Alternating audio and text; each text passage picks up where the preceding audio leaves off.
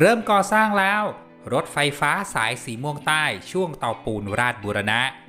รฟม.แจ้งปิดเบี่ยงจราจรช่วง3 เสนถึงพระสุเมนสร้างรถไฟฟ้าสายสีม่วงใต้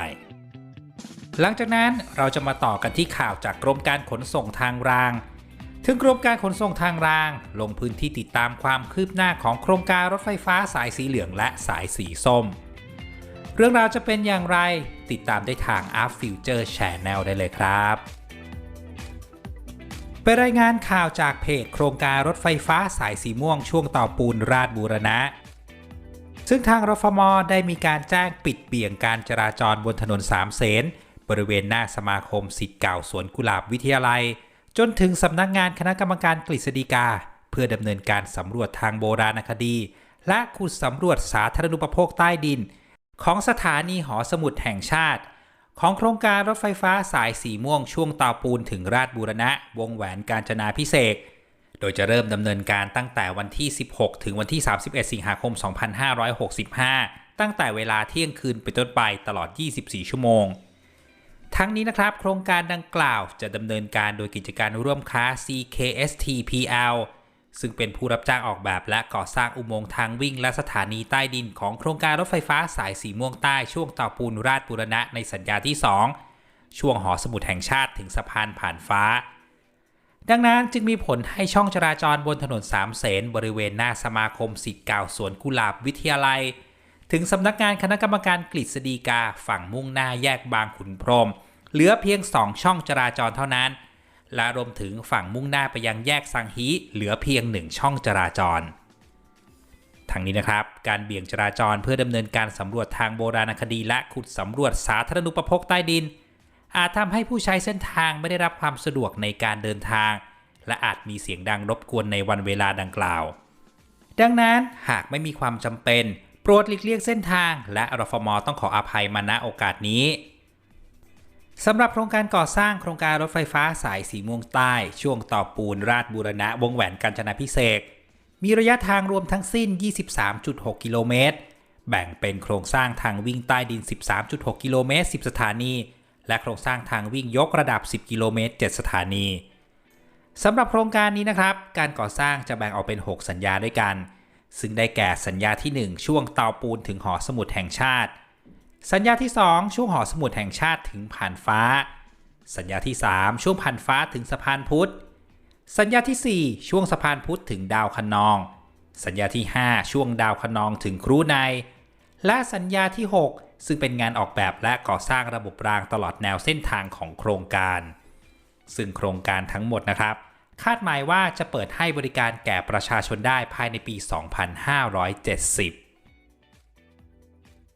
เรามาต่อกันที่ความคืบหน้าของโครงการรถไฟฟ้าสายสีส้มและโครงการรถไฟฟ้าสายสีเหลืองนะครับโดยเป็นรายงานข่าวจากเพจกรมการขนส่งทางรางกระทรวงคมนาคมโดยกรมการขนส่งทางรางได้มีการลงพื้นที่ติดตามความคืบหน้าโครงการรถไฟฟ้าสายสีเหลือง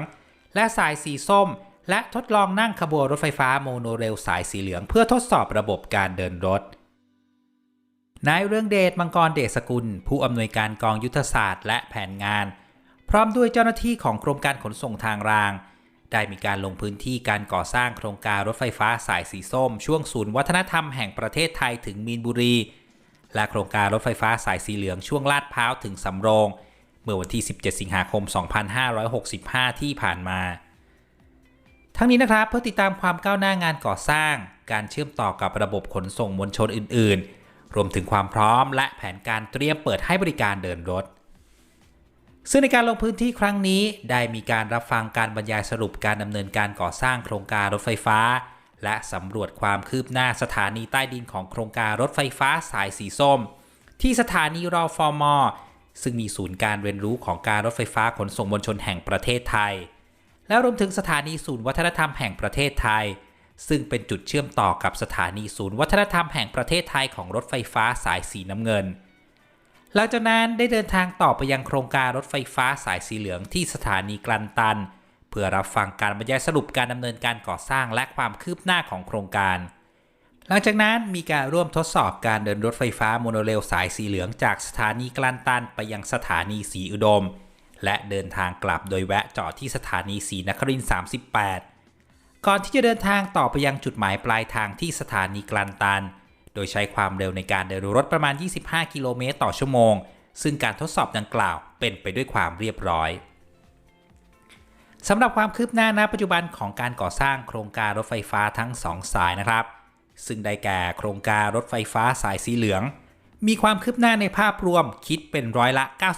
94.56 แบ่งเป็นงานโยธาร้อยละ 94.99 และงานระบบไฟฟ้าร้อยละ 93.99 ในส่วนของรถไฟฟ้าสายสีส้มมีความคืบหน้างานโยธาคิดเป็นร้อยละ 95.94 ในส่วนของปัญหาและอุปสรรคที่พบในการก่อสร้างโครงการรถไฟฟ้าสายสีเหลือง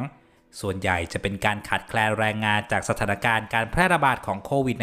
-19 ทางนี้ทางรฟม.ก็ได้เร่งรัดกับผู้รับสัมปทานให้ดำเนินการก่อสร้างอย่างเต็มกำลังเร่งคืนพื้นผิวจราจรเพื่อให้แล้วเสร็จและสามารถเปิดเดินรถได้ตามแผน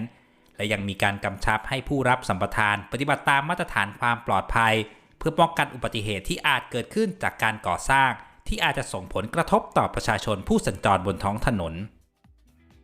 ในส่วนของขบวนรถไฟฟ้าสายสีเหลืองนะครับขณะนี้ถึงศูนย์ซ่อมบำรุงแล้วจำนวน28ขบวนและขณะนี้อยู่ที่แหลมฉบังอีก1ขบวนและรวมถึงอยู่ระหว่างการขนส่งจากแหล่งผลิตในต่างประเทศอีก1ขบวนทั้งนี้มีแผนกำหนดการทดสอบเดินรถเสมือนจริงโดยจะเริ่มภายในเดือนตุลาคม 2565 ก่อนจะเปิดให้บริการในบางช่วงตั้งแต่สถานีภาวนาจนถึงสถานีสำโรงในเดือนมกราคมปี 2566 และมีการเปิดให้บริการแบบเต็มรูปแบบทุกสถานีในเดือนมิถุนายน 2566 เราจะมาปิดท้ายกันที่ข่าวที่น่าสนใจอีกข่าวหนึ่งนะครับเป็นการเชื่อมต่อทางรถไฟระหว่าง5ชาติจีนลาวไทยมาเลเซียและสิงคโปร์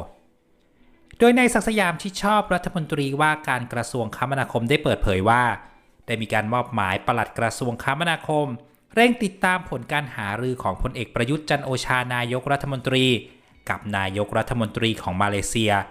ในเรื่องของการเชื่อมโยงการคมนาคมขนส่งระหว่างทั้ง2ประเทศและรวมถึงการอำนวยความสะดวกในการขนส่งสินค้าและผู้โดยสารซึ่งล่าสุดรายงานข่าวแจ้งว่าทางฝ่ายมาเลเซียได้แจ้งความประสงค์การเชื่อมต่อรถไฟความเร็วสูงกับประเทศไทยเพื่อเชื่อมโยงสปป.ลาวและจีนได้โดยทั้งสองฝ่ายได้แลกเปลี่ยนข้อมูลแนวทางการพัฒนารถไฟความเร็วสูงร่วมกัน